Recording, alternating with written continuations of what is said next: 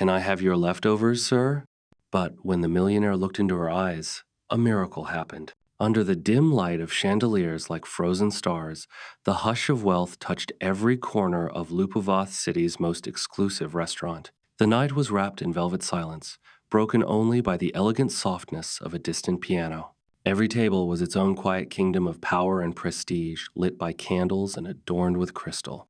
In the farthest corner, behind orchids and shadows, sat John Maxwell, a 48-year-old tech tycoon, billionaire, and widower. His Armani suit was custom-tailored. His platinum watch caught stray flickers of light, but none of it masked the emptiness in his chest.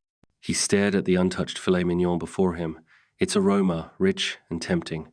Yet to him, it may as well have been dust. Across from him, the empty chair echoed louder than any noise in the room. His fingers gripped the stem of a Bordeaux Glassa red swirl, dancing like a ghost inside it. 10 years had passed since the crash that took his wife Lillian and their 3-year-old son Caleb. Since then, John had filled his days with silence, routine, and an empire of distractions. He lifted the glass slowly, as though its weight carried memories. But just as it touched his lips, a voice sliced through the air beside him. "Can I have your leftovers, sir?" Soft, trembling, unexpected. John froze. He turned his head sharply and saw a young woman standing beside his table. She couldn't have been older than 19. Her blonde hair was tied into a messy bun, stray strands falling wearily. Her coat was worn, barely covering her shoulders in the crisp early autumn evening. In her arms was a baby, perhaps 7 or 8 months old, wrapped in a faded blanket. The baby's wide, glowing eyes were fixed on the steaming mashed potatoes and slices of meat on John's plate. The girl's voice was almost a whisper, yet somehow it pierced the room's silence like a snapped violin string. John blinked, as if waking from a heavy dream. The room stilled, forks froze midair, conversations hushed. A waiter started forward, worry on his brow, but John raised a subtle hand, a small, authoritative gesture. He studied her face carefully. There was no shame in her expression, no manipulation, no self-pity, only exhaustion and something deeper. Quiet determination. A need not for herself, but for the small life pressed to her chest. She held the child with such fierce devotion that everything else faded. She wasn't begging. She wasn't stealing. She was surviving. John's throat tightened. The candle flickered between them. In that moment, something shifted inside him. Not yet a revelation, but a whisper, a spark. Though he didn't know it then, that single moment, that single question, would crack the walls he had built for 10 long years and lead him to a redemption he never sought, through a love he never expected. He sat still, eyes locked on the girl, as if the world around them had dissolved. Her blonde hair hung in loose waves, catching candlelight like broken gold. Her coat sleeves were too short, the fabric threadbare at the elbows. Her sneakers were worn and fraying, but it wasn't her appearance that stole John's breath, it was her eyes. They weren't pleading, they didn't waver. They stared back at him without fear, filled with something far deeper than desperation. Defense, dignity, and a quiet, almost unbearable sorrow. There was bravery in her expression, the kind born only when there's nothing left to protect except the fragile life you carry. She was asking not for herself, but for her child. John hesitated a moment longer, as if an invisible thread stretched between them. Then, pushing the plate slightly forward, he whispered, almost to himself, "Take it." She didn't lunge for the food, didn't devour it like someone starving. Instead, with reverence that struck harder than any cry, she pulled a small cloth from her shoulder bag clean, though frayed at the edges. She carefully wrapped the potatoes and pieces of meat inside it, folding the corners as if preserving treasure, not scraps. Then, kneeling, she drew the child closer and took a small plastic spoon from her coat pocket. John watched, unblinking, as she scooped a modest portion of warm food, gently blew on it, and brought it to the baby's lips. He opened his mouth instinctively, tiny lips parting, tongue reaching. As soon as the puree touched his tongue, he cooed a soft, gurgling sound of joy, so pure John's fingers clenched around the edge of the table. The baby's face lit up in the candlelight, pudgy hands patting his mother's chest, a smile blooming on his cheeks like dawn after a frozen night. It was a smile John hadn't seen in years, not since his own son. A lump rose in his throat. He looked away briefly, blinking back the sudden blur in his eyes. But they returned to the baby as another happy sigh escaped him. It seemed a single spoonful of warmth was enough to fill him with joy. The girl said nothing. She simply fed him spoon by spoon with endless patience. Her hands were steady, her breath calm. She never looked around to see who might judge her, who might form opinions in the silent sea of luxury diners. She was there for one reason, to feed her child. John's heart clenched, slowly and deeply, as if something ancient stirred from coma. This wasn't pity, this wasn't charity. It was an undeniable truth. He was witnessing something sacred love that couldn't be bought, replaced, or fully understood by those who had never experienced loss. When the baby finally seemed full, the girl packed the food away, tucked the blanket back around him, and stood. She looked at John once more and gave a small nod of thanks, but of silent recognition. Then she turned and walked between the rows of white linens and polished cutlery into the cool night beyond the glass doors. John sat motionless, staring at the space she had occupied. The candle on the table flickered softly, casting golden waves over untouched wine, an empty chair, and a world he no longer recognized. And then, before he could analyze, rationalize, or talk himself out of it, he stood. Not rushed, not dramatic quietly, with resolve. He laid his napkin on the table, nodded to the stunned waiter nearby, and followed her through the heavy doors into the night. He didn't yet know why. He only knew he had to. John followed at a distance, his steps muffled against the quiet sidewalk. The city sounds faded behind him as the young woman turned into a narrow alley, clutching the baby to her chest like a fragile shield from the world. She moved quickly but carefully, as if every shadow might swallow her whole. He didn't know why he was following Heronly. That something deeper than curiosity pulled him forward. It wasn't pity, it was recognition. The alley opened onto a crumbling parking lot surrounded by brick buildings. Abandoned cars stood like ghosts, but one battered sea-colored sedan was different. Someone lived there. Its windows were fogged, the paint chipped, but it was shelter. She approached the car without hesitation, opened the back door, and gently settled in with the baby. A thin blanket served as a mattress. She cradled the infant close, whispering something only he could hear. Then her voice rose softly, trembling, into a lullaby. You are my sunshine, my only sunshine. John paused in the shadows, spellbound. The baby's tiny hand clutched her collar, eyes drifting closed as the melody wrapped around him like a warm blanket. The setting was bleak, but the love was undeniable. John stepped forward. Something must have alerted her. She turned, startled. Their eyes met. "Excuse me," he said, lifting his hands in peace. "I just wanted to make sure you were all right." "You followed me?" she asked warily. "Yes," he answered. She didn't run. She didn't cry. She simply looked at him, assessing the stranger in expensive clothes. "I saw you feed your son," John said. "I've never seen anything like it. I had to understand." After a pause, she said quietly, "His name is Noah. I'm Emily." "Noah," he repeated. 8 months? She nodded. "He likes mashed potatoes." John's voice dropped. "My son did too." Emily blinked, and in that moment, something shifted. She didn't ask questions, just listened, with the kind of rare stillness that only someone who knows grief firsthand can give. "I was studying to be a nurse," she said. "Then I got pregnant. The father disappeared, and my parents disowned me. I've been on my own since." Her voice carried no bitterness, only fact. "We've lived in this car for 2 months. I clean houses, waitress when I can." John glanced at the car, the worn blanket, the baby clothes folded neatly in the corner like treasure. "I can help. A hotel, food, whatever you need." She raised a hand. "No, I'm not asking for money." Surprised, he asked, "Then what do you want?" Emily looked at Noah and said softly, "Just one day. One day where he's warm, full, and safe." That was all. Those words struck him harder than any plea. A streetlight flickered above them, casting amber light across her face. In that light, John saw something familiar. Her eyes, so much like his late wife's. Not exact, but close enough to crack something inside him. The way Emily held the child, the way she stood straight with nothing but love as armor it awakened something he had buried with his wife and son. He stepped back, suddenly unsteady. "Thank you," he said. Emily frowned. "For what?" "For reminding me I still have a heart." She said nothing, only held Noah tighter and softly resumed her lullaby. John stood a little longer. The song drifted into the night like a lifeline. And though Emily didn't smile, she didn't close the door either. And that was enough. From that night, John couldn't shake the image of the girl with torn shoes and the baby with a mashed potato smile. No matter how many emails he read or meetings he attended, their faces stayed with him, a quiet reminder that somewhere in the same city where people drank €8,000, A mother and child survive only through kindness and endurance. He didn't speak to her again least not at first.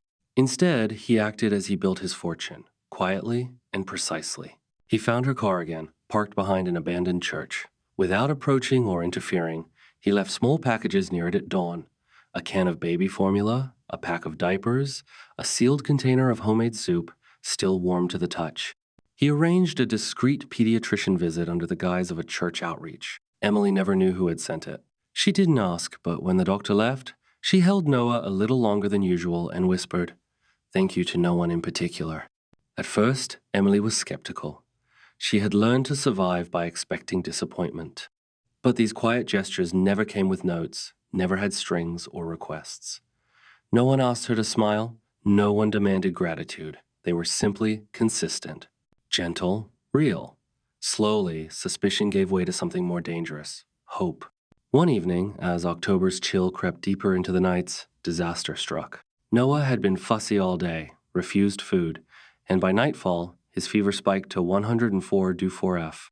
Emily tried everything: cool cloths, soft lullabies, rocking him in the car's back seat, but the crying grew more alarming, his breath shallow and fast. She ran to the nearest hospital. The woman at reception barely looked up when Emily explained that her son needed help. When asked about insurance, Emily hesitated. Hearing she had none, the woman's expression hardened. "No beds," she said curtly. "You'll have to wait or find another hospital." Emily's voice wavered.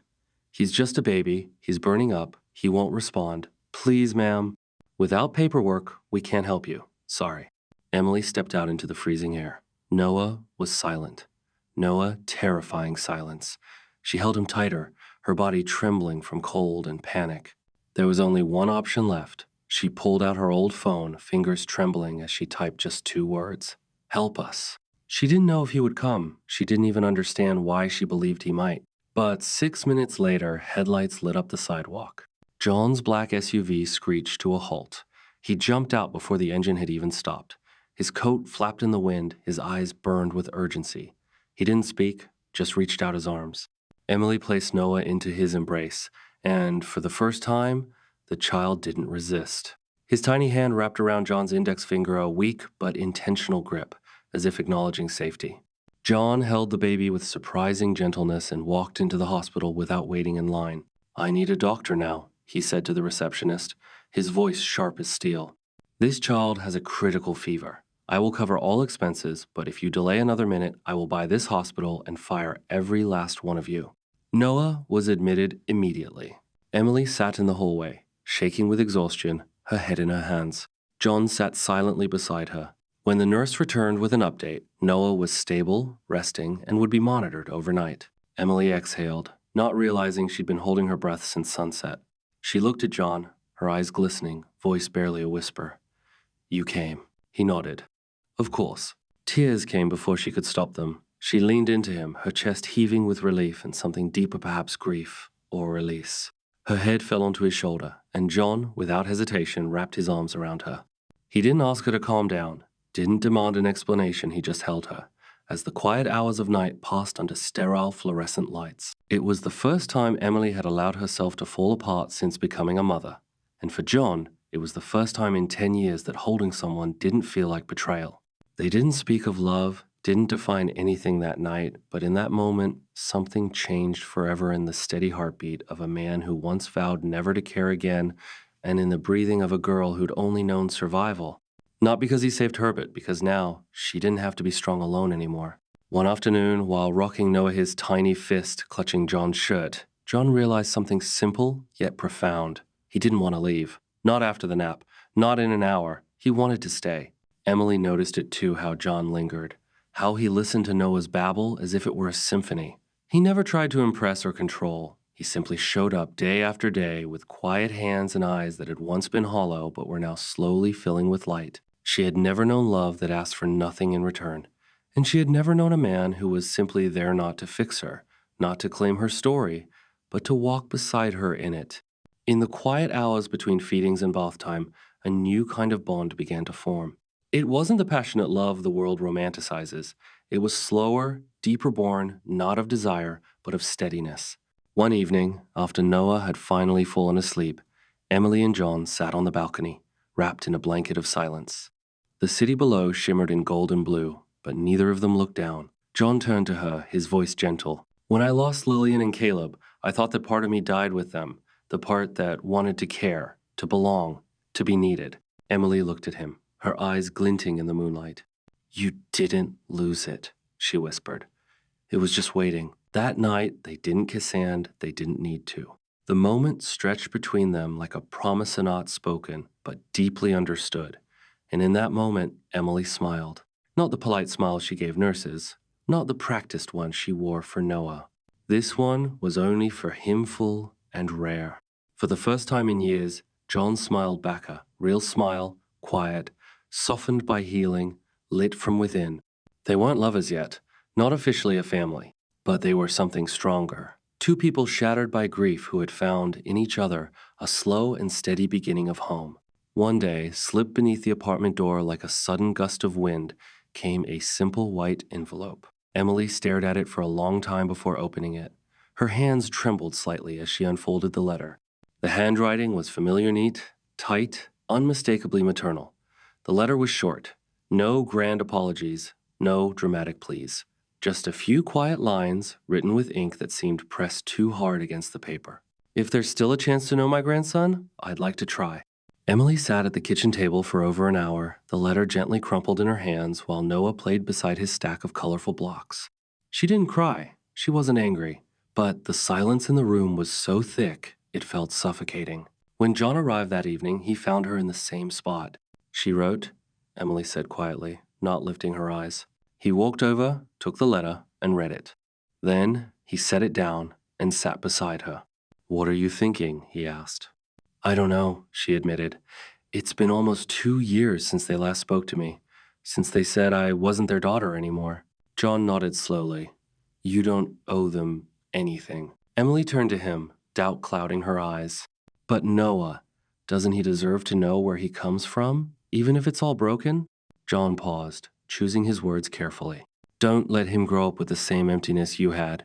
Let him have the chance to forgive or not, but let him choose for himself.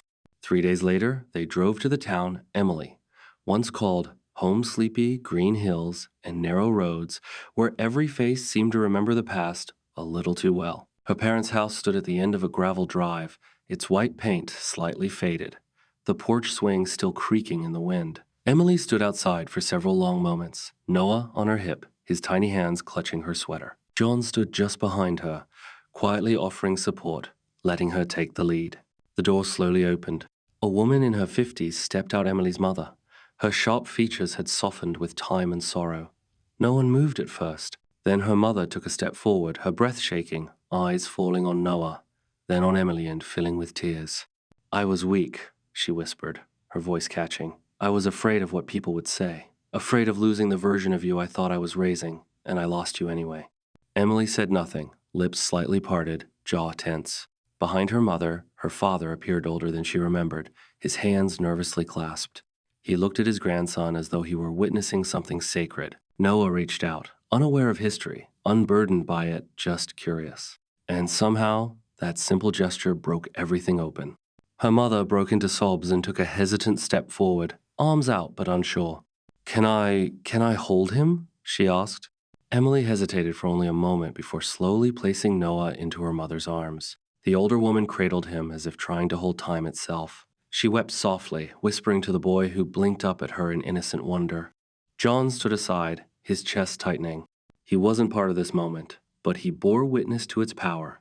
When Emily finally stepped forward and embraced her mother, the porch seemed to exhale. The past hadn't vanished, but it had softened. Forgiveness wasn't a lightning bolt, it was a slow sunrise. That day, 3 generations sat around the old kitchen table where Emily had once eaten breakfast before school. Her mother poured tea, her father gently bounced Noah on his lap, and for the first time in years, the house echoed with laughter. Emily caught John's gaze from across the room, and he smiled. She mouthed 2 simple words, thank you. He shook his head, smiling back. No, he whispered to himself. Thank you for coming home. A year later, the world had changed, but only in the ways that mattered. The noise had faded, the headlines disappeared. In their place bloomed something far quieter and far stronger, life. It was a bright spring day when they returned to the park, the very park where it all began.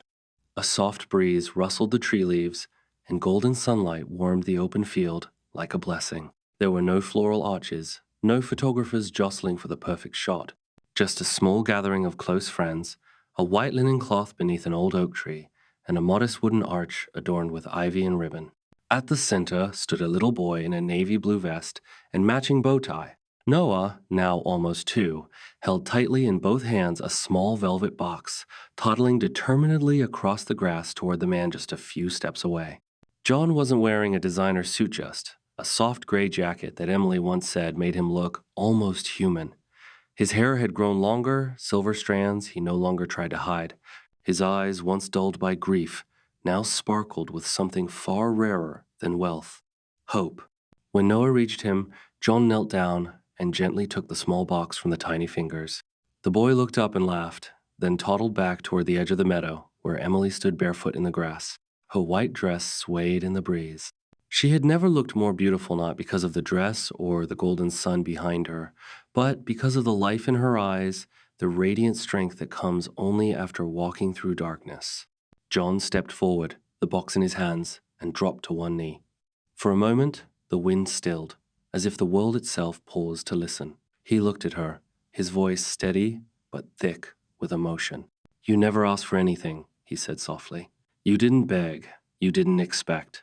You just showed up on the worst night of your life and gave me a chance to remember what it feels like to be needed, to be alive." He opened the box. Inside was a simple ring, elegant, unadorned, chosen not for its price, but for how it would look on her hand when she held their son. "You didn't take my leftovers, Emily," he whispered. "You gave me everything I didn't know I was missing. You gave me a family. You gave me love. You gave me a future." He paused, his eyes shining. "Will you marry me?" Emily's hand flew to her mouth, her eyes filled with tears even before the first one fell. She nodded once, then again, and then dropped to her knees in front of him, laughing through tears and whispering, "Yes." They embraced, arms entwined like pieces of a long-lost puzzle finally found. The officiant began the ceremony simple and brief while Noah played with leaves on the ground, occasionally glancing up as if trying to understand what had all the grown-ups so emotional. But it was during the vows when John promised to love not only Emily but the son who had brought them together that Noah walked up and hugged John's leg. "Daddy," he said. The entire park seemed to hold its breath. John knelt, eyes wet, and lifted the boy into his arms, holding him with one arm and Emily with the other. "I love you, son," he whispered. In that embrace, under the sun, with no audience but a few close friends and the sky above them, everything once broken became whole again. John didn't save the young mothers, saved him. From grief, from loneliness, from a life so polished and hollow, it had nearly swallowed him whole. And in the place where solitude once lived, a new family was born not by blood, not by plan, but by a whispered question and a plate of mashed potatoes. They weren't perfect, and they didn't have to be. They were together, and that, at last, was enough. From a single whisper in an upscale restaurant grew a story of love, redemption, and second chances. What began with a request for leftovers became a journey that redefined the meaning of family. John didn't just open his ear, he opened his life to Emily. She didn't merely survive, she found a home. And little Noah, once cradled in the arms of a stranger, now walked beside the father who chose him not by blood, but by love. Because sometimes the most extraordinary stories begin in the quietest moments. If this story touched your heart, moved you, gave you hope, or even brought a tear to your eye, don't forget to like, share, and most importantly, subscribe to the channel.